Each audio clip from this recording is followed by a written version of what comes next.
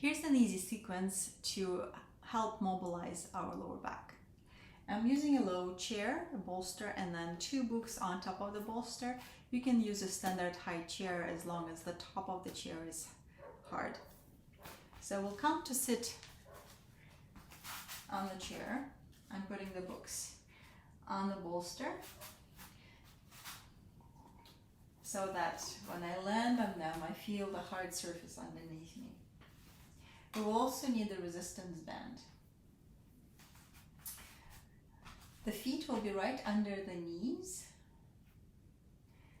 and the legs are hip-width apart. I will tilt my pelvis back and forth here and try to sense my sit bones. Our sit bones are bony landmarks at the bottom of the pelvis, and as you move your pelvis back and forth, you might feel those bony landmarks shifting. So forward when you tilt your pelvis back, and then right underneath you, and then if you keep tilting the pelvis forward, you feel the sit bones are shifting further behind you. If it's really hard for you to move the pelvis sitting on the standard height chair, you're welcome to find a higher chair or put a bolster or a couple of yoga blocks on top of your standard height chair. So find the sit bones right underneath you and imagine that there are 2 beams of lights coming from the sit bones and they're shining directly down. So if you move your pelvis back, those rays of lights will be shining more in the direction of your thighs. And then if you come back right on top of the sit bones, the rays of lights are shining directly down again. So this movement is called tuck of the pelvis. The sit bones feel like they're slightly more in the front and the rays of lights are shining in the direction of my thighs.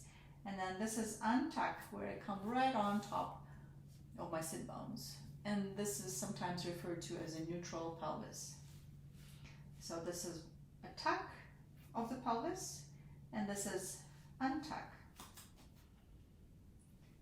Let's use our breath, the exhale to tuck the pelvis and the inhale to untuck.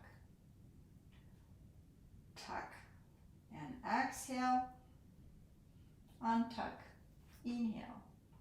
So now we'll do the same movement using a resistance band. Bring it to your lower back, pull on it and anchor it on your thighs somewhere. Sense the pull from the band. If you let the band pull your lower back forward, you will come into what's called an anterior tilt. This will arch your lower back a little bit more. Stay within your comfort zone so you don't have to arch it too much. Then find your neutral where the sit bones are underneath you and those imaginary rays of lights are shining down. And then on your exhale, tuck the pelvis. Feel how the lower back is pushing into the resistance that the band is offering you.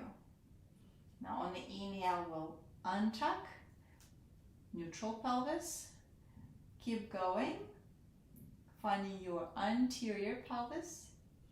And then exhale, neutral. Keep going and find your tuck. Untuck on the inhale and then tuck on the exhale. And then untuck again. So do this enough times to feel your lower back muscles warming up. After that, we'll move the band higher up onto our middle back. Gently pull on it and play with shifting your rib cage into that resistance. Imagine your torso is a slinky and you're stacking the top rings of the slinky over the bottom rings of the slinky. This opens up the middle back and teaches us that neutral alignment, our upper body over the lower body, which will help our core muscles all around support our lower back more efficiently. So now we'll take the bend to the front. Sense the aftertaste of the bend on your middle back. Pull on the bend in the front. Start reaching your arms up. Go halfway up and then check if your rib cage is still right on top of the pelvis. So if it has shifted, it would look like this. So we want the top rings of the slinky to be right over the bottom rings of the slinky, and we want to stay on top of our sit bones. So this will be the tuck, which we don't want right now. We want to be in our neutral pelvis. Keep reaching the arms up, and as soon as you feel that your middle back wants to arch, stop there. So this will be the position for our side stretch. Keep pulling on the bend. Reach your arms nice and high. Now let's go over to the right side, keeping the left sit bone heavy on your hard surface. On the exhale, come back to center. And then over to the other side. Make sure the rib cage is on top of the pelvis. Go over to the left, keeping the right sit bone heavy on your surface. And come back to center. One more time each side. Over to the right, left sit bone, heavy. Come back up.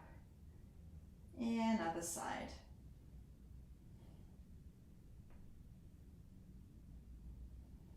Come back to center. Now we'll bring the bend to the back of our head. Gently pull on it. Keep your chin parallel to the floor. Resist the back of your head into the bend. Make sure the rib cage is on top of your pelvis. So the top rings of the slinky are stacked over the bottom rings. Now, one ear to the shoulder stays down. Come back up. Other ear to the shoulder. Come back to center. We're not pulling too much, just enough for the neck muscles to lengthen and engage. Come back. Make sure you're breathing. Come back to center. And then slowly let go of the bend and just sense the neck muscles relax. Take a moment here. Notice how your breath is flowing and whether you're still on top of your sit bones. Now that we've practiced the pelvis tucking and tucking, sitting on a chair, we will progress it to doing that same movement on our hands and knees. So we will find a tabletop shape with our knees under our hips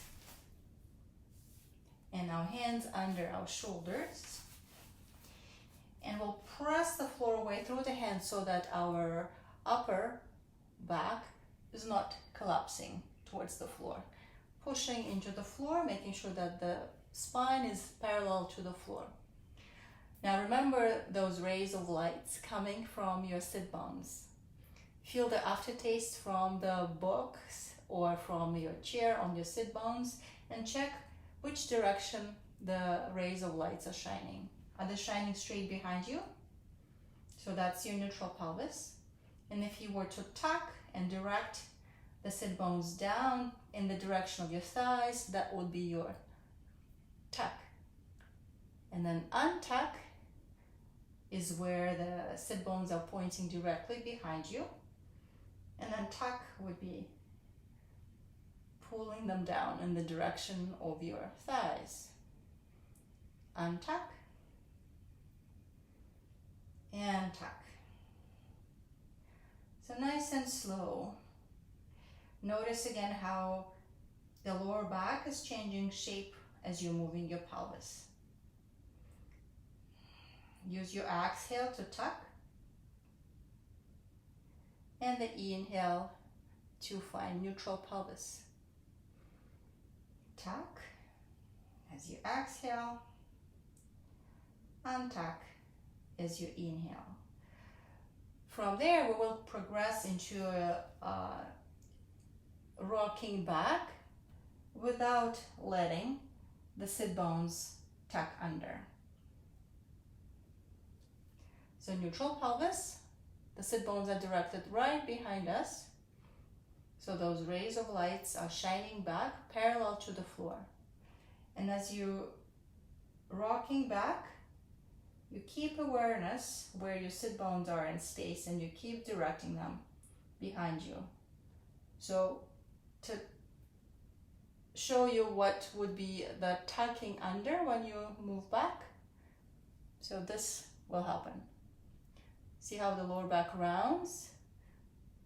Okay, so the point of this exercise is to try to shift back without letting the sit bones to tuck under. And maybe you will end right here. Find a moment when your pelvis really wants to tuck under and stop right before the sit bones tuck under. And then from there, shift forward. So back. This might feel like a stretch through your glutes, through your lower back and the upper back, and then shift forward. And then to take a little break, you can go down onto the forearms, let the head hang, and just relax the belly. Take a few slow breaths here, making sure that the belly is completely relaxed and soft. You're welcome to do this sequence a few times a day. Use it as a movement break if you've been sitting and working at the desk, or when you feel that your lower back is tired. You can even do it upon waking up or before going to bed.